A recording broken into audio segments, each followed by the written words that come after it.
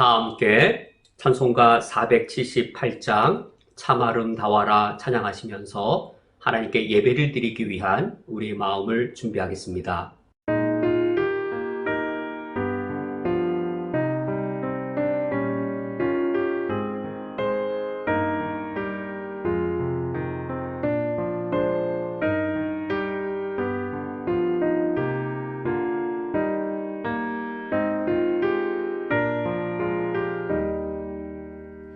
참 아름다워라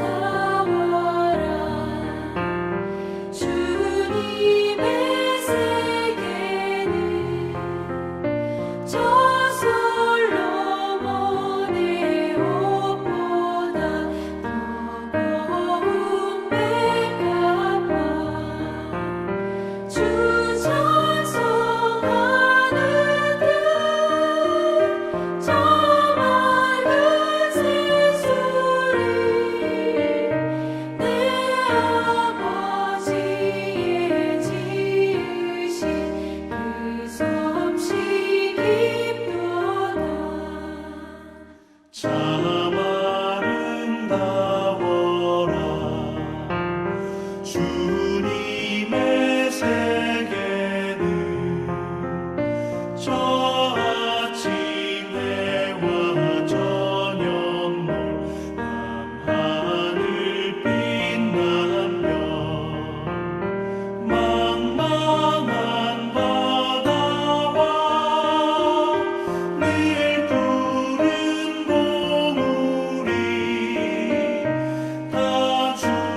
하나님 영광을 잘 드러내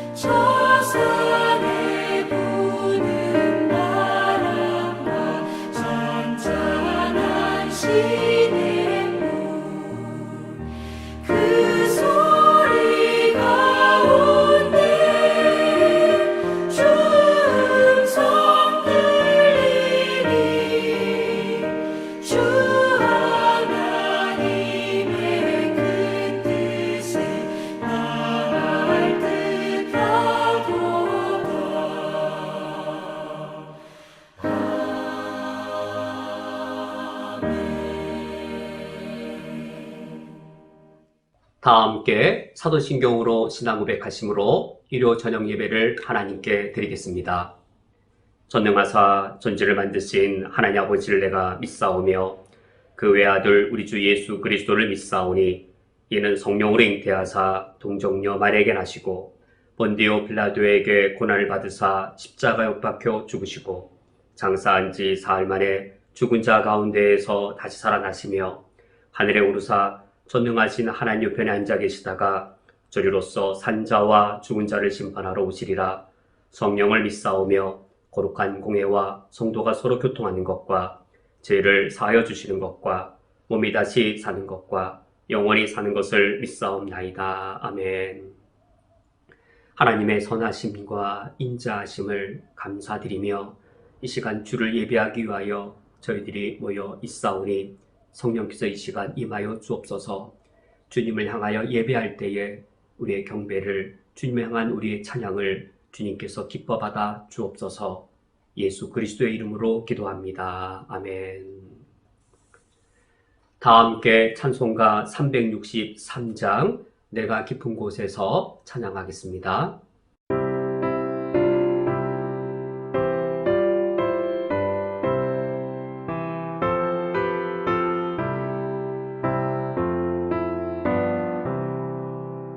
내가 깊은 곳에서 주를 불러 아뢰니 주여 나의 간구를 들어주신 바라고 보좌 앞에 나가니 은혜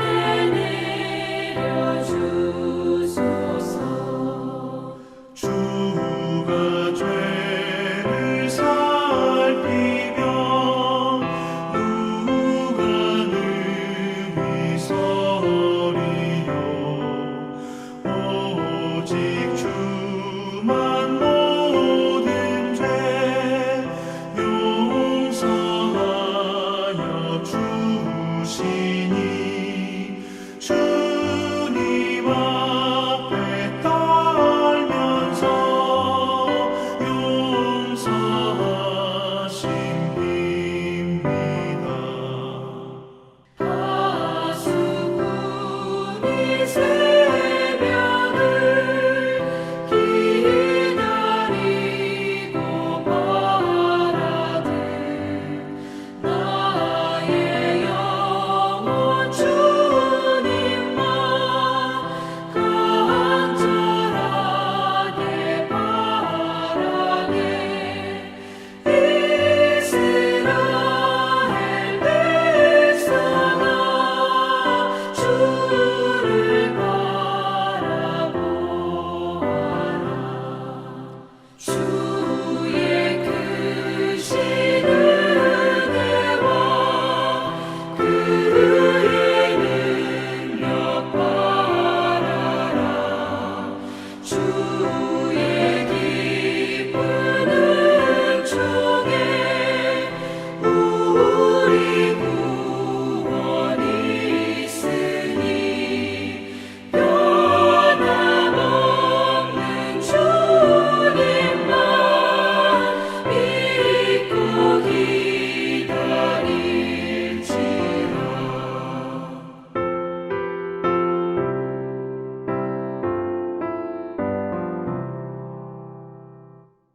다 함께 마음을 합하여서 중보기도 하겠습니다. 먼저 코로나 극복을 위해 섬기시는 분들을 위하여 기도하겠습니다. 코로나 의료 현장을 장기간 지키는 의료진을 위하여, 코로나 백신과 치료제를 개발하는 연구원들을 위하여, 코로나 방역을 관리하는 일선 공무원들을 위하여, 우리 민족 북한을 위하여 기도를 부탁드립니다. 김정은 정권의 악한 통치를 하나님께서 속히 무너뜨려 주시도록, 요독 수용소를 비롯한 정치범 수용소에 갇힌 모든 사람들을 해방시켜 주시도록, 코로나의 전염과 극심한 궁핍을 겪고 있는 북한 동포들을 구해 주시도록 우리 교회의 주일학교와 청년부를 위하여 기도를 부탁드립니다. 주일학교 선생님들이 교육자가 없는 상황에서도 학생들을 잘 이끌어갈 수 있도록 주일학교 학생들은 주일학교의 영상 예배와 분반 모임에 은혜롭게 참여할 수 있도록 우리 교회 청년들의 외국에서의 직장 생활을 잘 지켜주시고 안전과 건강을 돌봐 주시도록 이 시간 우리가 마음을 아파여서 기도하겠습니다.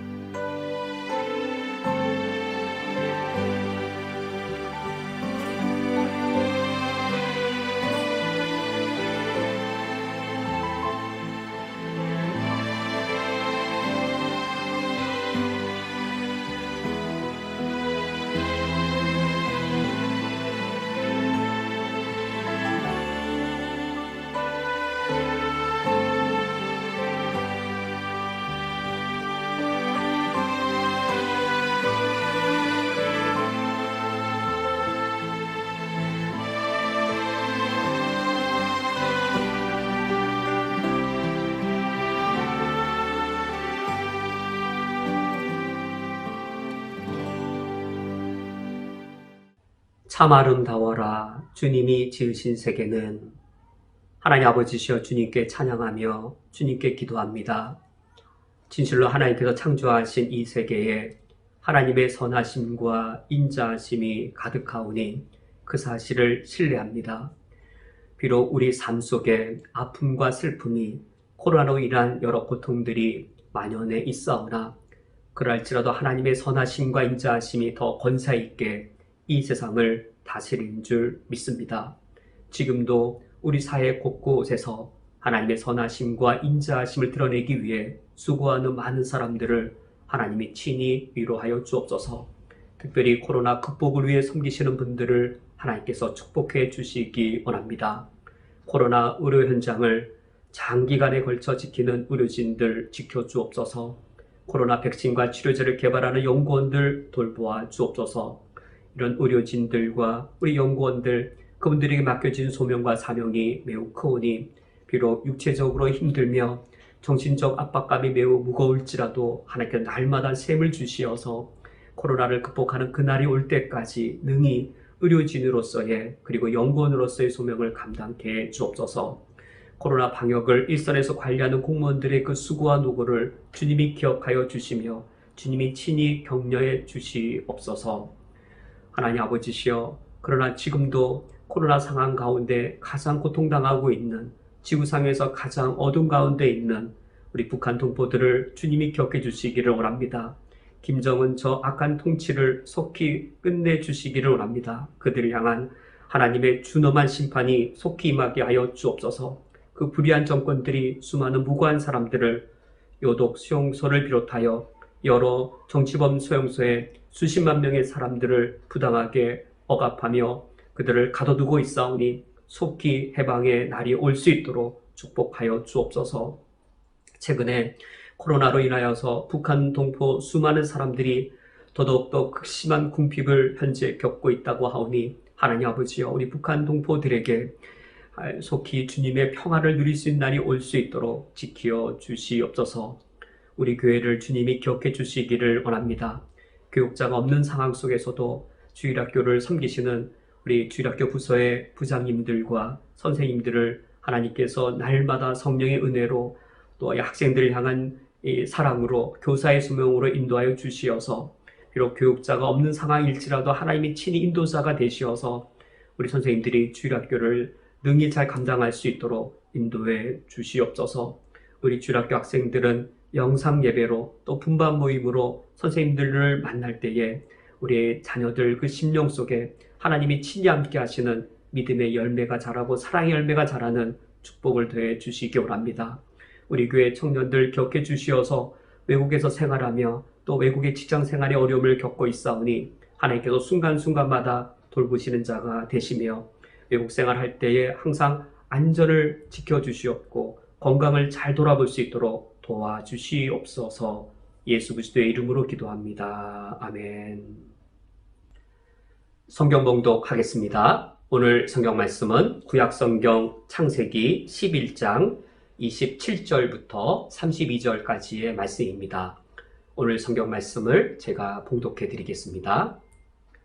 데라의 족보는 이러하니라. 데라는 아브람과 나홀과 하란을 낳고 하란은 롯을 낳았으며 하란은 그 아비 데라보다 먼저 고향 갈대아인의 우르에서 죽었더라. 아브람과 나홀이 장가 들었으니 아브람의 아내의 이름은 사레며 나홀의 아내의 이름은 밀가니 하란의 딸이요 하란은 밀가의 아버지이며 또 이스가의 아버지더라. 사레는 임신하지 못함으로 자식이 없었더라. 데라가 그 아들 아브람과 하란의 아들인 그의 손자 롯과 그의 며느리 아브람의 아내 사레를 데리고 갈대아인의 우르를 떠나 가나안 땅으로 가고자 하더니 하란에 이르러 거기 거류하였으며 데라의 나이가 205세가 되어 하란에서 죽었더라. 아멘. 다 함께 기도하고 말씀을 듣겠습니다. 하나님 아버지시여, 저희들이 오늘 주의 말씀을 들을 때에 성경을 통하여서 하나님을 알아가며 성경을 익히고 성경으로 주님을 알아가는 훈련 저희들 잘 받게 해 주옵소서. 성경 안에 머물 때에 하나님에 대한 우리의 사랑과 믿음을 굳게 지킬 수 있으며 성경을 통해 하나님을 알아가는 훈련이 우리에게 충분할수록 이 세상을 능히 감당할 영적 강함을 누릴 수 있사오니 우리가 오늘 창세기 말씀을 대하는 과정을 통하여서 그러한 영적 훈련을 받게 해 주옵소서. 예수 그리스도의 이름으로 기도합니다. 아멘. 우리가 균형의 중요성을 잘 알고 있습니다. 한쪽에 치우치지 않고 균형을 잘 이루어야 될 터인데 제가 가장 잘 못하는 저의 오류 중에 하나이기도 합니다. 한쪽에 집중하다 보면 또 한편을 소홀히 하게 되어져서 이제 우리 모두가 다 모든 측면을 균형 있게 잘 맞춰야 될 터인데 제가 잘 저지른 실수이기도 하고 또 모든 사람들에게 어느 정도 그러한 이 부분이 있지 않을까. 우리는 항상 균형을 잘 맞춰 가도록 할 필요성이 있겠습니다. 성경으로 훈련받는 면에서도 성경으로 우리가 은혜를 누리는 면에서도 그러합니다. 성경이란 무엇인가 라고 물으면 이제 뭐 여러 가지 답변이 있겠지만 우리가 하나님을 알 수 있는 유일한 방편이고 그리고 성경을 통하여서 하나님을 명확하게 우리가 알 수 있습니다. 그 은혜가 매우 큰 것이지요. 우리가 성경을 통해서 오늘 나를 인도하시는 하나님의 은혜를 누릴 수 있습니다. 그래서 균형이란 측면에서 한 측면으로는 우리가 성경 말씀을 읽을 때 때로는 어떤 한 구절, 때로는 어떤 한 어휘 그것을 붙잡고 오늘 하루를 살아갈 필요성이 있습니다.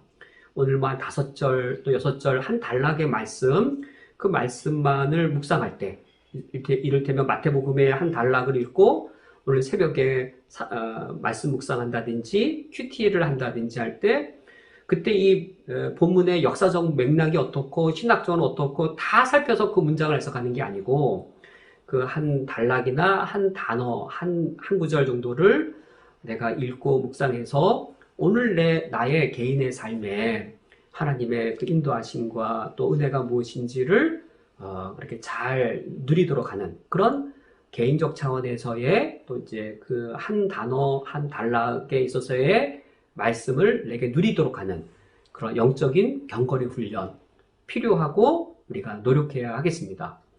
그런데 이 측면에만 우리가 몰두한다면 이제 여기에도 어려움이 있는 것이죠. 균형을 잘 우리가 맞추기 위해서 이제 한 단락을 볼 때 이 단락이 포함되어져 있는 전체의 단위 속에서 한 단락을 볼 필요가 있을 겁니다. 이를테면 아브라함이 이제 이삭을 100세에 낳은 아들 이삭을 번제로 바친다는 것을 그 단락 안에서만 읽고 내게 적용해도 옳겠지만 그것으로만 멈춰져 있다면 이제 어떤 오류에 빠질 수 있을까요? 분명히 이 아브라함이 이삭을 바치는 이야기는 아브라함 전체 삶 속에서 이 사건의 의미를 해석해야 될 필요성이 있습니다. 뿐만 아니라 이 아브라함이 이삭을 바치는 이 이야기는 심지어 신약 성경과 연결시켜야 될 아주 중요한 의미가 있습니다. 그래야만 됩니다. 반드시 그래야 됩니다. 아브라함의 그 이삭 바치는 이야기를 반드시 신약 성경과 관련시켜야 해석해야 예수 그리스도의 그 복음이 무엇인지가 명확하게 선명하게 드러나게 됩니다.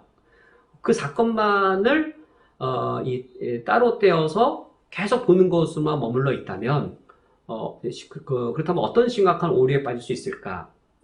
이단들이 주로 하는 성경 해석 방식은 한 단어만을 떼어내거나 한 구절만을 떼어냅니다. 그리고 또 한 가지 방식은 이렇게 떼어낸 것을 또 신약에서도 한 구절을 떼어냅니다. 그래서 구약에서도 이러한데 신약에서도 이러합니다. 모양이 똑같은 겁니다. 그걸 맞추어서 이렇다라고 말하는데 이것이 신천지의 짝교리입니다. 신천지의 짝교리란 신약과 구약의 똑같은 모양새를 끄집어내서 그들이 원하는 식으로 가공해서 해석을 하는 것이죠. 그와 같이 이렇게 따로 떼어낼 수 있었던 원인은 그 어휘나 그 문장이나 그 사건이 포함되어 있는 그 단위 속에서 갖고 있는 의미가 있는데 그걸 다 무시해버린 거죠. 그래서 이제 그들이 원하는 식의 그릇된 교리의 가공이 가능한 것이죠. 꼭 이단만 그런 게 아닙니다. 이단이 아니라 위험하고 또 위험성이 많거나 잘못된 신학적인 또 신앙적인 운동, 선교라든지 그런 운동하는 단체들을 보면 어떤 본문이나 어떤 것만 하나를 특별히 딱 떼어내서 거기에 무거운 신학적 의미를 해석하는 겁니다. 무거운 의미를 부여해서 그 사건을 되게 부각을 시키는 것이죠. 성경 전체 맥락에서 이타할지라도 그렇게 부여를 하는 겁니다. 그러고는 이렇게 선교하라 라고 또 이렇게 살라라고 가르치면 성경 전체가 뒤틀려 버리죠.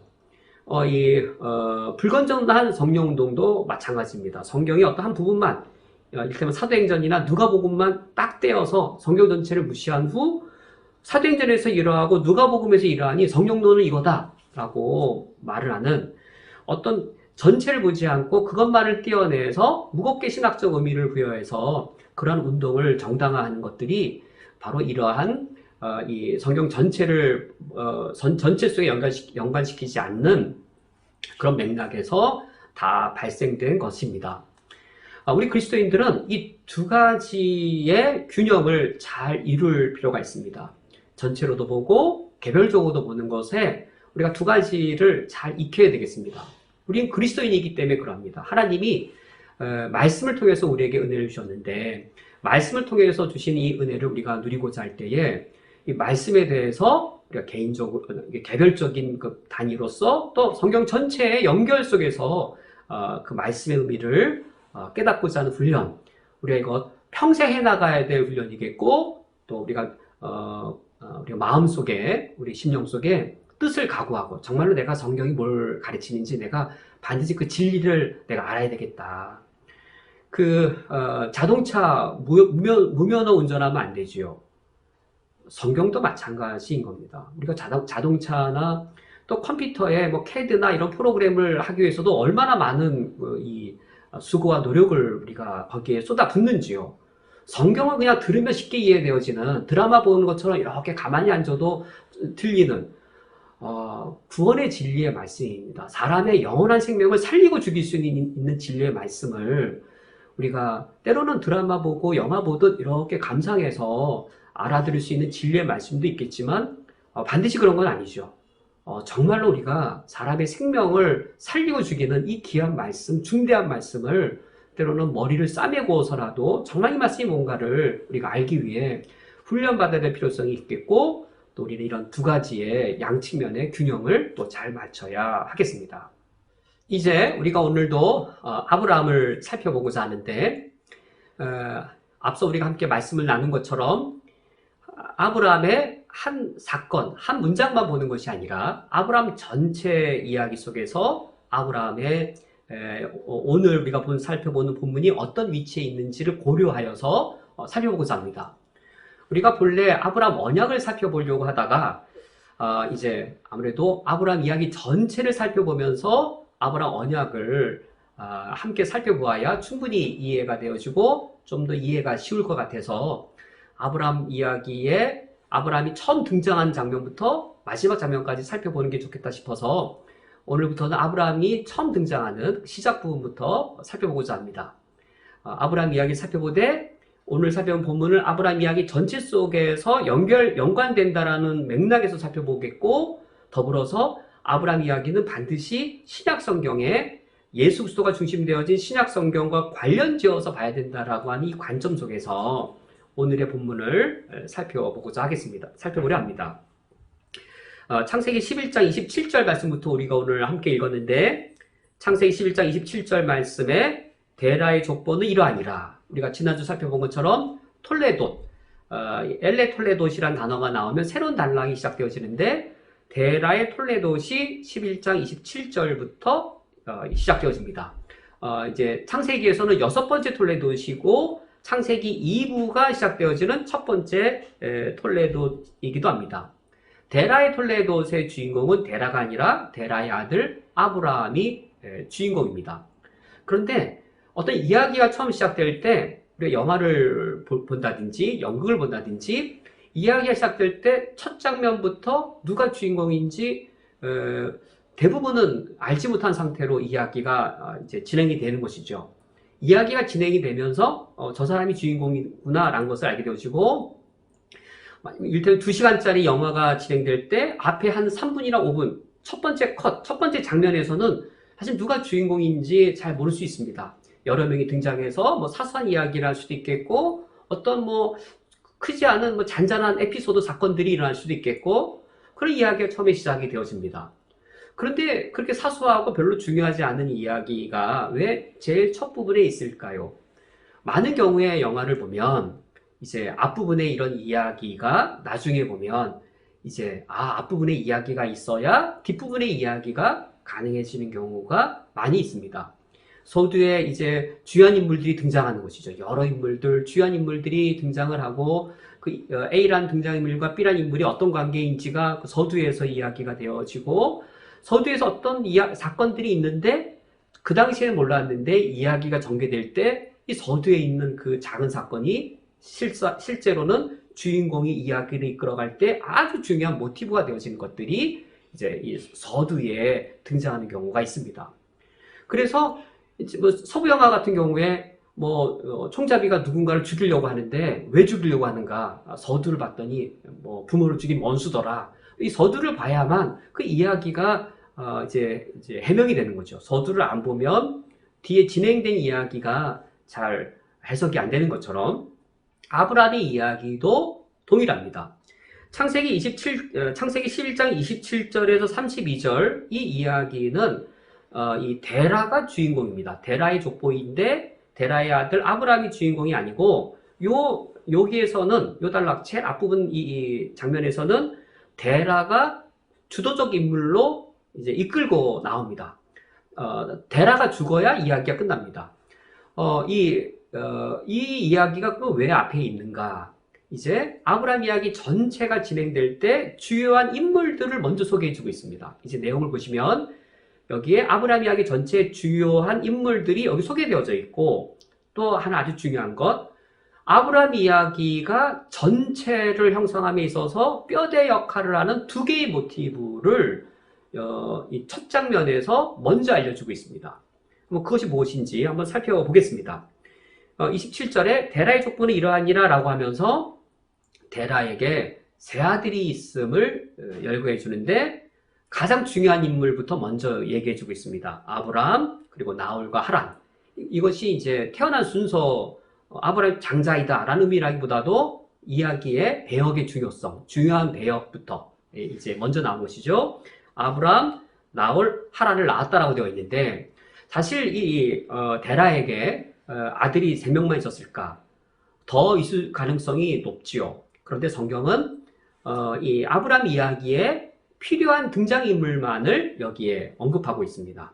아브라함, 나홀, 하란, 이 세 아들은 데라의 아들 중 이 세 아들이 필요했기 때문에 여기에 언급한 것이고, 아들이 더 있을 수 있는 것이죠. 딸도 있을 수 있는 것이죠. 그런데 성경은 모든 인물을 기록한 것이 아니라 아브라함 이야기에 필요한 인물만 기록하게 됩니다. 그런데 아브라함, 나홀, 하란 중에 하란이라고 하는 아들은 등장하지 않습니다. 그런데 왜 하란이라는 아들, 세 번째 언급된 아들을 여기 등장시켰을까? 27절 맨 마지막에 보면 하란은 롯을 낳았으며 라고 되어 있는데, 이 롯, 아브라함의 조카 롯, 이 아브라함 조카 롯이 아브라함과 그 이후의 내용을 보면 아주 긴밀한 관계를 맺습니다. 그러므로 이 하란은 자기 자신 때문에 나온 것이라기보다도 롯을 소개하는 역할을 하기 위해 이제 하란이 언급됩니다.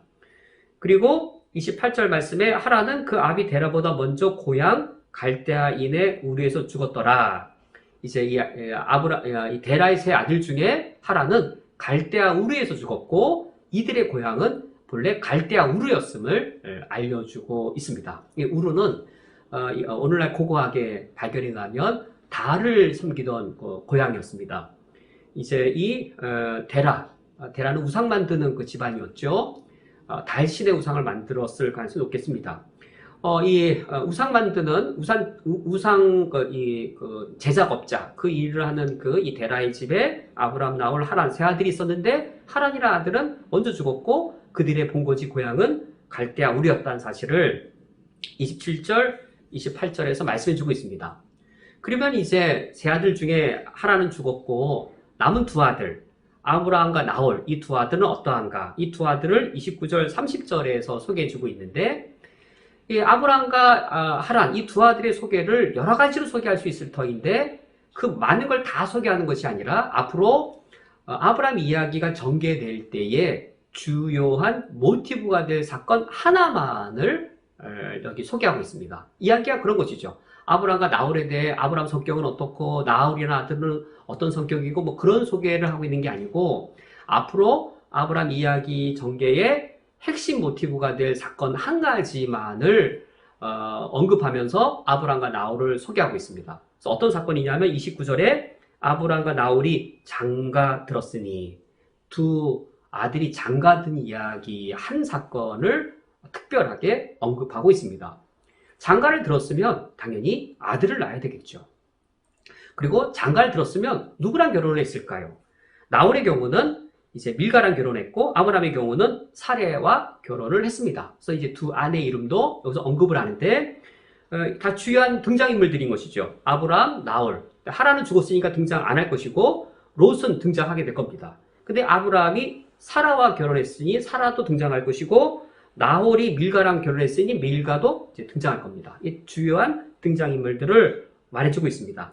그런데 30절 말씀에 사레는 임신하지 못함으로 자식이 없었더라. 사라가 자식이 없는 이야기는 이제 아브라함 이야기 전개에 있어서 두 가지 모티브 중에, 아주 중요한 두 가지 모티브 중에 첫 번째 모티브를 형성하게 됩니다. 사라가 자식이 없어서 이제 아들을 낳는, 사라가 아들 낳는 이야기로 사실 그 아브라함 이야기가 강력하게 끌려나가는 것이죠. 그리고 사라가 낳은 아들 이삭을 번제로 드릴 것인가 아닐 것인가, 사라가 아들을 낳는 이야기, 그리고 사라가 낳은 아들의 이야기로 아브라함 이야기 전체가 매우 강력하게 끌고 나갑니다. 아브라함 이야기를 강력하게 끌고 나가는 모티브는 바로 사라가 아들을 낳을 것인가? 사라가 언제 아들을 낳을 것인가? 사라가 아들 낳으면 그 아들 어떻게 될 것인가? 이 아들의 모티브가 아브라함 이야기를 강력하게 끌고 나가는 모티브가 되어집니다. 데라의 이야기의 첫 번째는 27절에서 30절, 지금 살펴본 것인데, 데라의 첫 번째 이야기는 데라의 세 아들들에 대한 소개였습니다. 데라의 세 아들을 소개하면서 주요한 등장인물들 5, 아브라함과 사레, 나홀과 밀가, 그리고 롯이라는 주요한 등장인물을 소개했고, 그리고 사라가 자식을 낳지 못했다라고 하는 자식의 모티브 하나를 소개한 것이 데라 이야기의 첫 번째 이야기였습니다. 데라 이야기의 두 번째 이야기는 31절과 32절인데, 이제 31절 말씀 보면 데라가 그 아들 아브라함과 하란의 아들인 그의 손자 롯과 그의 며느리 아브라함의 아내 사레를 데리고 갈대아 우르를 떠나라고 되어 있어서, 여기서 분명히 등장인물 5명이 등장을 했는데, 주한인물, 지금 데라가 갈대아 우르를 떠날 때 데리고 간 인물은 5 중에 3명입니다. 아브라함과 그리고 사라와 조카 롯, 셋만을 데리고 나갑니다. 남은 둘은 누구일까요? 나홀의 아내 밀가는 갈대아 우르에 남습니다. 영화의 첫 장면에 5명이 등장합니다. 그런데 데라가 이 5명 중에 3명만 데리고 떠나는 장면인 것이죠. 그럼 둘은 갈대아 우르에 남아있는 겁니다. 그러면 이 나홀과 밀가는 언제 등장하는가? 계속 등장하지 않습니다. 우리 영화를 볼 때 첫 장면에 나왔다가 영화가 거의 종반에 이를 때까지 등장하지 않는 인물들, 근데 종반에 갑자기 등장했는데 아주 중요한 역할을 하기 위해 등장한 인물. 그 인물은 그때 가서 소개하면 안 되죠. 그때 가서 갑자기 나오면 이야기가 안 되죠.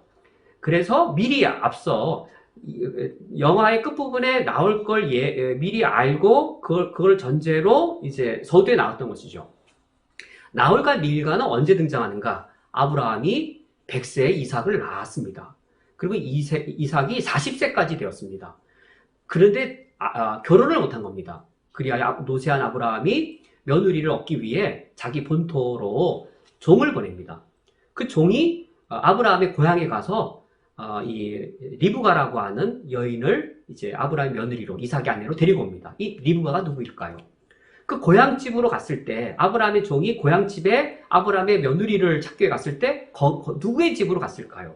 그 집이 바로 나홀의 집이었고, 리브가는 나홀과 밀가 사이에서 태어난 딸이었습니다. 그래서 이 이야기가 서두에 나올 때 끝부분에 연결되는 것이죠.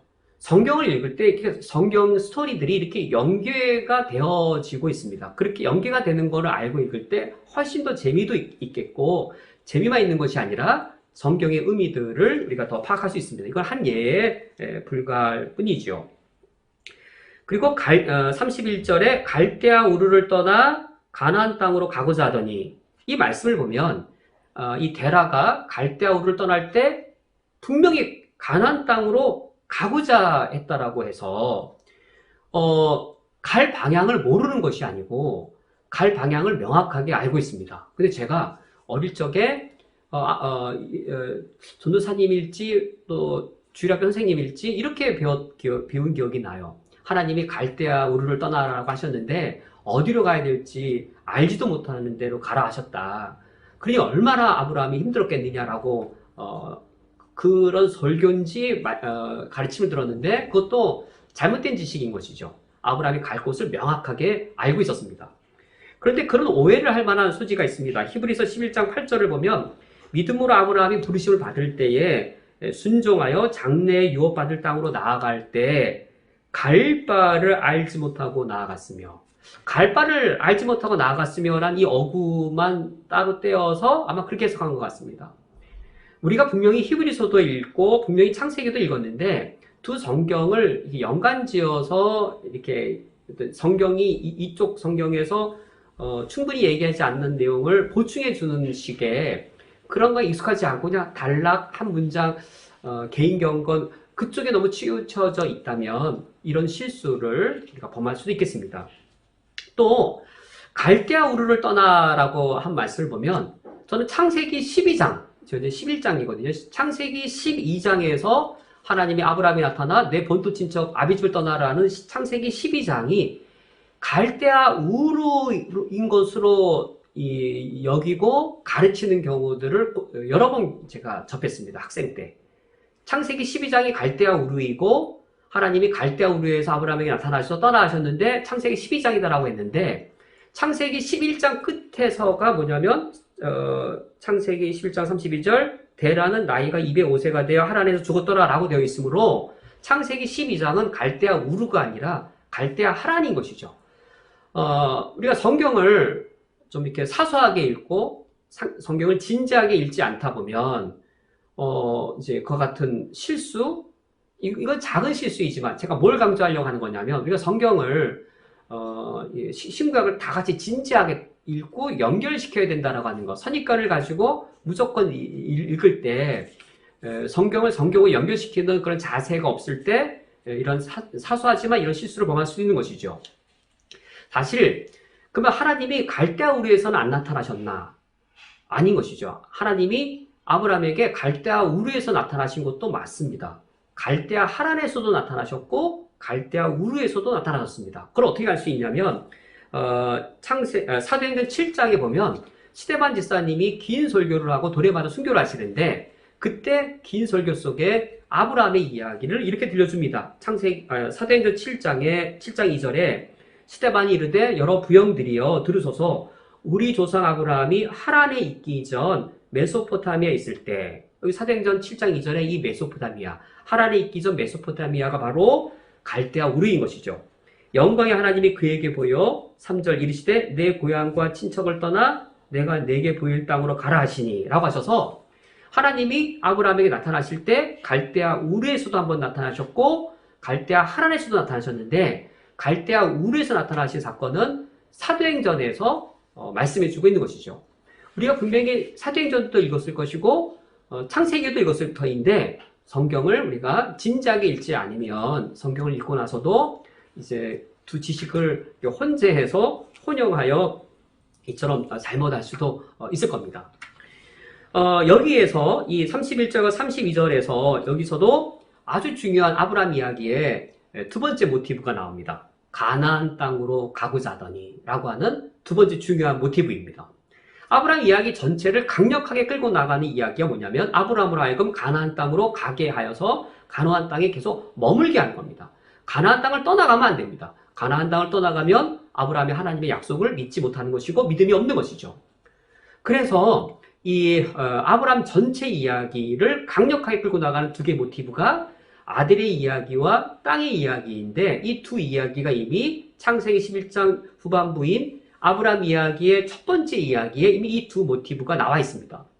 이제 아브라함 이야기 전체를 우리가 살펴볼 터인데 그러면 아브라함의 전체 이야기의 모든 사건이 땅과 관련되거나 아들과 관련된다는 사건을 알 수 있습니다. 창세기 12장에 가서 가나안 땅에 들어갔더니 흉년이 들었습니다. 무엇과 관련된 건가요? 가나안 땅을 떠나가야 되는 이 땅의 이야기입니다. 창세기 그 다음에 이제 14장에서 조카 롯과 떠납니다. 가나안 땅, 조카 롯과 헤어지는 거, 가나안 땅을 떠나느냐 그런 이야기인 것이죠. 또 하갈을 통해 이스마엘 낳는 이야기, 이거 아들의 이야기입니다. 이제 살펴본 것처럼 아브라함의 모든 이야기가 이 두 모티브에 100% 걸립니다. 아브라함의 모든 이야기들이 이것이 아들과 관련된 것이든지 땅과 관련된 것이든지 이 두 이야기가 이렇게 이제 천을 짤 때 가로 세로 이렇게 실이 만나서 천이 짜지듯이 이 두 이야기가 서로 맞물려서 아브라함 이야기가 짜지는데 아브라함 언약의 관점에서 아브라함 전체 이야기가 형성되어집니다. 우리가 아브라함을 살펴볼 때 이렇게 살펴보면 이제 아브라함 한 이야기만 아시더라도 그 다음에 여호수아서를 읽을 때 여호수아서가 이거구나 라는 걸 아실 겁니다. 그래서 이런 거구나. 신약 성경을 읽을 때 그래서 이렇구나. 아브라함 이야기를 지금 우리가 좀 익숙하지 않고 훈련되어져 있지 않으면 더 힘들 수 있을지라도 우리가 앞으로 아브라함 이야기를 이와 같이 아브라함 이야기들을 아브라함 안에서 연결시키고 아브라함 이야기가 구약 성경 안에서 어떤 중요성을 갖고 있는지, 그리고 이 중요한 이야기가 신약 성경에 가서는 어떤 연관을 갖는지에 대해서 우리가 훈련받고 공부하고 나면, 그러면 우리가 구약 성경 자체를 읽을 때에도 그래서 이 구약이 이렇구나. 신약 성경을 읽을 때 복음서를 읽든지 사도 바울의 서신을 읽든지 그래서 이렇구나라고 우리가 성경 전체를 이해함에 있어서 중요한 기초를 마련할 수 있게 될 겁니다. 지금까지 말씀 나눈 내용, 창세기 11장 27절에서 32절은 데라의 톨레도의 서두인데, 이제 데라가 죽기 전까지는 데라가 주도였다. 데라 이야기가 두 가지인데, 가족 소개하는 이야기가 있었고, 데라가 갈대아를 우르를 떠나 자기 가족을 데리고 떠난 이야기 두 가지로 구성되어져 있었다. 데라가 세 아들을 소개하는 장면에서는 주요한 등장인물 5명이 소개가 되었는데, 여기서는 아들의 모티브가 이미 여기 먼저 밝혀져 있고, 두 번째, 데라가 자신의 가족들을 데리고 갈대아 우르를 떠나는 여기에서는 가나안 땅이라는 모티브가 먼저 여기에 밝혀져 있다. 그래서 앞으로 아브라함 이야기는 이 땅의 이야기와 자손의 이야기로 전개될 것이 이미 여기 예견되어져 있다. 여기까지가 서두의 이야기입니다. 이제 창세기 12장에서부터 이제 아브라함이 주인공으로 본격적으로 등장하게 됩니다. 12장 1절 말씀에 여호와께서 아브라함에게 이르시되 너는 너의 고향과 친척과 아비 집을 떠나 내가 내게 보여줄 땅으로 가라 라고 명령하십니다. 갈대아 땅을 떠나서 가나안 땅으로 가라라는 명시적인 하나님의 명령이었습니다. 이 명령에는 하나님의 약속이 여기에 포함되어져 있는 것이죠. 2절 말씀에 내가 너로 큰 민족을 이루고 내게 복을 주어 내 이름을 창대하게 되리니 너는 복이 될지라 라고 하여서 하나님이 자식이 없는 아브라함에게 큰 민족을 이루게 해주겠다라고 약속하십니다. 그래서 여기에 이제 이 서두에서 이미 보여줬던 두 모티브, 땅의 모티브와 자손의 모티브가 1절과 2절에 각각 여기에 반영되어 있는 것을 우리는 확인할 수 있습니다. 하나님이 아브라함에게 첫 말씀하신 내용, 내가 내게 보여줄 가나안 땅으로 가라 라고 하는 가나안 땅의 모티브, 그리고 2절 내가 너로 큰 민족을 이루게 해주겠다라고 하는 자손의 모티브, 아들의 모티브가 여기 처음부터 등장하게 되어지고, 이 두 이야기로 아브라함 이야기 전체가 강력하게 전개되어집니다. 근데 3절에 하나의 약속이 더 추가되어져 있는데, 너를 축복하는 자에게는 내가 복을 내리고 너를 저주하는 자에게는 내가 저주하리니 땅의 모든 족속이 너로 말미암아 복을 얻을 것이라 하신지라 라고 하여서 여기에 또 다른 이야기가 하나 더 약속이 포함되어져 있습니다. 여기에 대한 자세한 해석은 이제 오늘 이미 시간이 많이 흘러서 이후에 진행하고자 합니다. 근데 우리가 오늘 중요하게 확인해 볼 사실은 이겁니다. 아브라함의 이 이야기를 창세기지만 창세기 1장과 관련해서 아브라함을 아담과 관련해서 해석을 해야 될 아주 중요한 필요성과 아브라함 이야기를 신약 성경과 관련시켜서 해석해야 될 아주 중요한 필요성을 우리가 오늘 같이 지금 남은 시간 동안 놀아보자 합니다. 먼저 한번 이렇게 생각해 보십시오. 아브라함이 이 하나님의 약속을 들었을 때 어떤 기대감을 가졌겠는지요. 땅에 대해서 또 자손에 대해서 하나님의 약속이 있는 명령입니다. 이 약속을 들었을 때, 그리고 복을 준다 했을 때 아브라함은 어떠한 복에 대한 기대감을 갖고 있었겠는지요.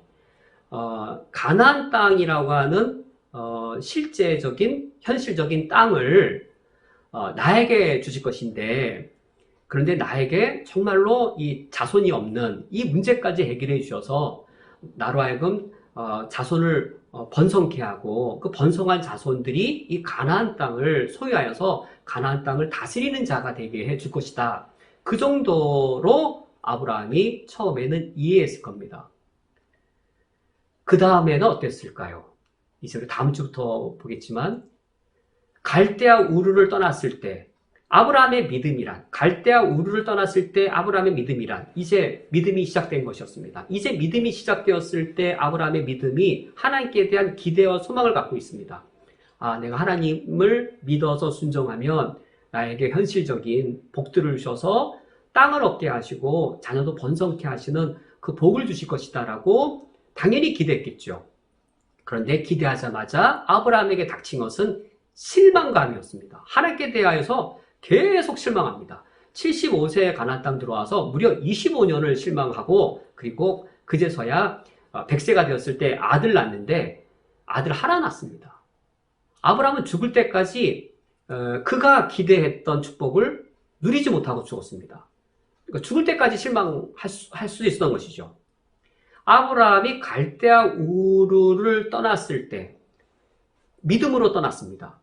아브라함이 갈대아 우르를 떠났을 때 그 믿음은, 하나님을 믿는 그 믿음은 하나님께 대한 실수의 연속, 하나님께 대한 실망의 연속이었습니다.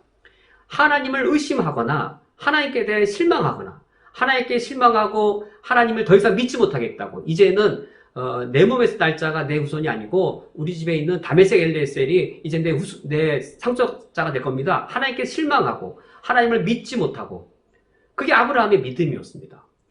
우리가 아브라함을 이해해가면서 믿음이 무엇인지를 알아가게 됩니다. 믿음이란 될 줄로 믿습니다 라든지 하나님이 도와주시면 내 어려움이 해결될 수 있습니다 라든지, 그러면 아브라함이 하나님께 대해 많이 실망했던 것처럼 우리들도 많이 하나님께 대해 실망하거나 하나님에 대해 의심할 수 있습니다.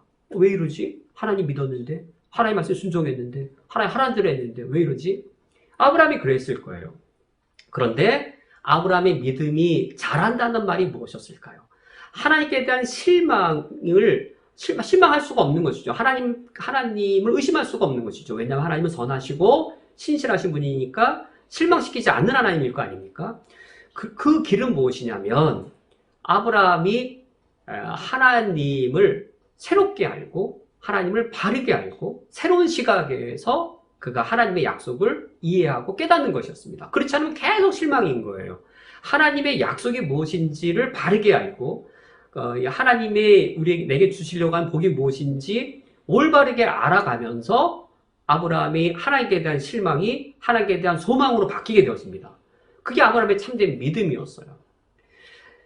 그거를 해석해내는 것이 무엇이냐면, 아브라함의 실망이 하나님께 대한 소망으로 바뀐다는 게 무엇이냐면, 이 아브라함 이야기를 아브라함을 아담과 연결시키고 아브라함을 예수님과 연결시켜 성경을 해석하면 아브라함이 실망했던 것이 어떻게 회복되어지는지 그 내용을 구체적으로 알 수 있습니다. 아브라함을 어떻게 아담과 연결시킬 수 있냐면, 또 연결시켜야 되냐면, 창세기 12장 1절, 2절, 3절은 창세기 1장 27절과 28절에 하나님께서 아담에게 복을 주시며 땅을 정복하라, 내 후손을 번성하게 하리라 라고 하셔서 아담에게 약속하시기를, 아담 너와 너의 후손에게 땅을 유업으로 주겠다. 그러니 이 땅을 정복해라, 땅을 소유해라 라고 하신 하나님이 인류를 처음 창조하셔서 첫 인류에게 주셨던 그 명령, 그러나 인간이 타락하여서 그 명령을 어그러뜨리고 그 명령을 파괴해버렸는데 손실을 당한 것이죠. 하나님께서는 이제 아브라함 한 사람을 선택하셔서 아브라함을 통하여서 아담을 통해 이루지 못하였던, 하나님이 창조 때 계획하셨으나 이루지 못했던 것을 아브라함을 통하여 인류를 구원하심으로 그 계획을 이루려고 하심, 창조주로서 본래 갖고 있었던 계획을 더 우월하고 더 당연히 질적으로 더 월등한 것이죠. 그런 차원에서 이루려고 하신다는 사실을 알아야 됩니다. 아담과 아브라함을 창세기 안에서 연결되어집니다. 이처럼 창세기 안에서 아담과 아브라함이 이처럼 연결되어지는데, 한번 신천지가 어떻게 아담과 아브라함을 짝교리로 어떻게 하는지 한번 보세요. 아담이 실패하니까 하나님이 새로운 사람 보내서 노아를 세웠는데, 노아가 실패하니까 하나님이 또 이 아브라함을 보내고, 아브라함이 실패하니까 나중에는 하나님 예수님 보냈는데, 예수님이 실패하니까 이만희를 보냈다. 이런 식으로 해석을 하는 거예요. 창세기 안에서 아담과 아브라함이 어떻게 연결되는지를 성경은 정말로 아주 고상합니다. 고상한 음악 듣다 보면 천박한 음악이 귀에 안 들리는 것처럼 성경에서는 참 고상해요. 이만희의 신천지, 뭐 짝교린 이런 거 보면 너무 유치하고 목회자로서 이걸 가르쳐야 될까요? 안 가르쳐야 될까요? 신학적이고 어렵다고 해서 안 가르쳐야 될까요? 저는 절대 그렇게 생각할 수가 없습니다. 이만희가 저렇게 활기를 치는데 무엇으로 가로막을 수 있을까요? 당연히 알아야 되는 것이죠.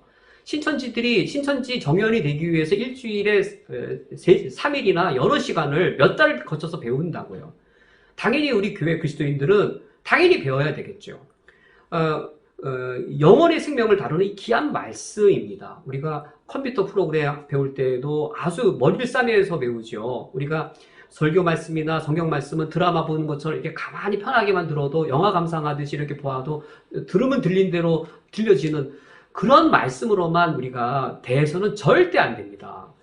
그렇게 들을 필요성이 있는 말씀도 있겠지만 이 성경 말씀이 성령의 검이 되려면 이렇게 망치로 두들기고 나를 갈아야 되는 것이죠. 컴퓨터 프로그램에 뭐 C 언어라든지 그런 프로그램 배우려면 얼마나 돈을 들여서 힘들여서 그거를 배우나요? 성경 말씀은 그 이상의 진지함과 노력을 가지고 배울 필요성이 없을까요? 아니죠. 오늘날처럼 이단들과 그리고 신학 지식이 무지해서 위험한 교회 사역들을 하는 많은 단체들이 있는 걸 볼 때에 우리가 성경 말씀을 신학적으로 전문가적 수준을 알자는 게 아니라 그냥 기본 수준, 그냥 평이한 수준만큼은 우리가 이처럼 알아야 되겠습니다. 그래서 이 아담과 이 아브라함이 연계가 되었습니다.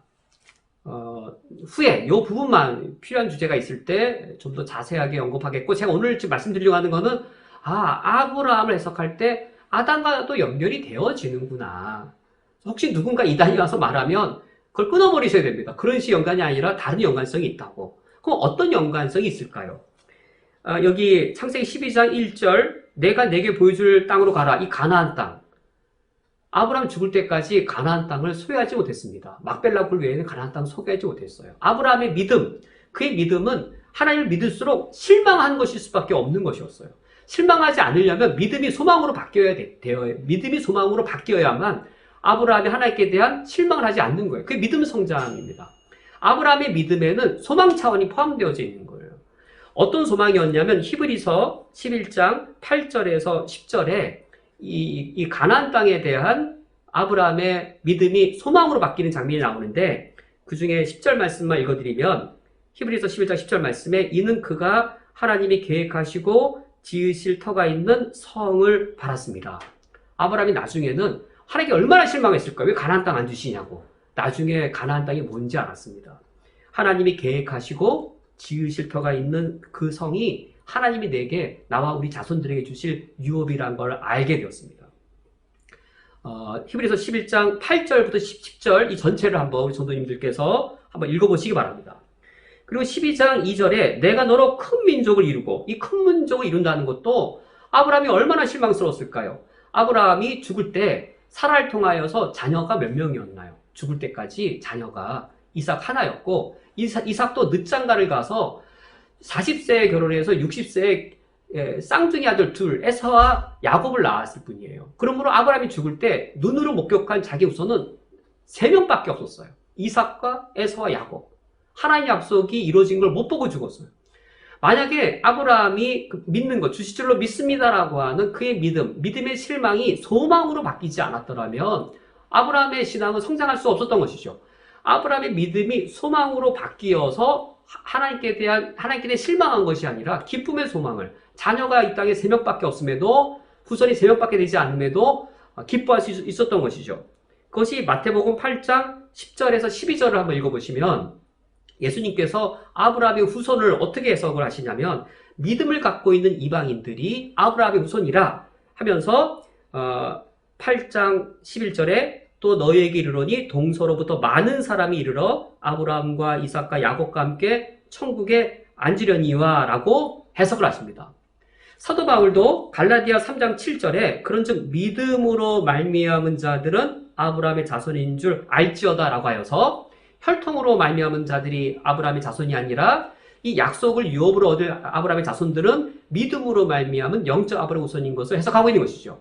그러므로 아브라함을 해석할 때 이 창세기의 아담과만 해석하는 것이 아니라 하나님이 아담을 통하여 온 창조 세계를 다스리려고 하는 계획을 아브라함을 통하여 아브라함을 구원하심으로 하나님 나라를 이루려고 하는 것과 연결시킬 뿐만 아니라 이 아브라함에 대한 해석을 신약 성경 예수 그리스도와 사도 바울의 해석을 통하여서 같이 보아야 될 뿐만 아니라 또 3절 하반절 땅의 모든 족속이 너로 말미암아 복을 얻을 것이라 하신지라. 여기 너가 누구냐면 갈라디아서 3장 16절 말씀에 이 약속들은 아브라함과 그 자손에게 말씀하신 것인데 여럿을 가리켜 그 자손들이 하지 아니하시고 오직 한 사람을 가리켜 내 자손이라 하셨으니 곧 그리스도라 라고 하여서 너로 말미암아의 너가 바로 예수 그리스도를 가리키는 것임을 궁극적으로 예수 그리스도인 것을 우리가 알 수 있습니다.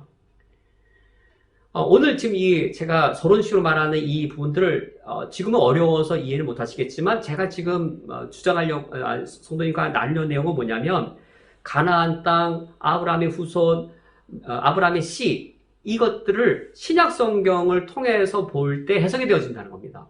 아브라함의 씨를 예수 그리스도로 보아야만 이것이 해석되어지고 가나안 땅, 천국으로 보아야만 해석되어지고 아브라함의 이 후손들 많은 민족이 복을 받는 것 이것은 영적 아브라함의 후손이라고 신약 성경이 해석하는 것을 보아야만 아브라함이 해석되어진다라는 사실 그걸 주장한 것이고 그게 어떻게 연결되는지 어떻게 아브라함의 씨가 메시아인지 이런 어떻게 또 가나안 땅이 천국을 가리키는 것인지 이런 것들은 지금으로서는 어려우실 텐데 제가 추후에 단독 이것만 따로 설명드려야 될 부분이고 오늘 제가 말씀드리는 부분을 맺겠습니다. 오늘 성경 말씀을 함께 다룬 내용이 이겁니다. 아브라함의 이야기를 성경 전체와 관련시켜서 이해를 우리가 해야 한다. 성경 전체 속에서 하나님의 구원 역사 속에서 아브라함을 해석을 할 때 참된 복음의 내용이 드러나고 그리고 참된 복음의 내용을 드러남에 있어서 그때 우리의 믿음이라고 하는 것도 성경적 믿음으로 더욱더 충만해질 것이라. 갈대우르를 떠났던 그 믿음, 하나님을 믿으면 자손도 잘 되고 땅도 얻는 복을 얻을 것입니다라고 하는 그런 순박하고 순진한 단편적인 믿음이 아니라 실망 가정들이 많죠. 성경 전체까지 다 볼 때 아브라함이 어떤 실망을 어떻게 소망을 받아들여서 성장했는지가 해석이 되어지는 것이죠. 그러면 아브라함에 대한 해석의 지식이 내 믿음으로 바뀌어져 있을 겁니다. 이 지식들이 늘면은 지식으로 남는 게 아니고 아브라함 해석의 지식이 늘면 내가 이런 방향으로 내 믿음이 성장해야 되겠구나라는 사실을 알게 되어서 지식과 더불어서 내 안에 지식이 들어오는 영적 훈련 과정을 통해서 내 믿음이 단단해지고 성장하는 그 과정을 경험하실 것입니다. 함께 기도하고 말씀 마치겠습니다. 하나님 아버지시여 우리를 구원하여 주시어서 감사합니다. 성경 말씀으로 우리가 진리의 말씀을 익히고 또 진리의 말씀으로 내 믿음과 소망과 사랑을 열매 맺도록 하는 그런 영적 훈련들을 저희들 기꺼이 잘 받게 하옵소서. 우리가 말씀을 잘 배우고 익혀서 진리의 말씀을 지키고 진리의 말씀을 선포하는 그리스도인들과 교회로 설 수 있도록 인도해 주옵소서. 예수 그리스도의 이름으로 기도합니다. 아멘. 주기도로 오늘 예배를 폐하겠습니다. 하늘에 계신 우리 아버지여 이름이 거룩히 여김을 받으시오며 나라가 임하시오며 뜻이 하늘에서 이루어진 것 같이 땅에서도 이루어지이다. 오늘 우리에게 일용할 양식을 주시옵고 우리가 우리에게 죄 지은 자를 사하여 준 것 같이 우리 죄를 사하여 주시옵고 우리를 시험에 들게 하지 마시옵고 다만 악에서 구하시옵소서. 나라와 권세와 영광이 아버지께 영원히 있사옵나이다. 아멘.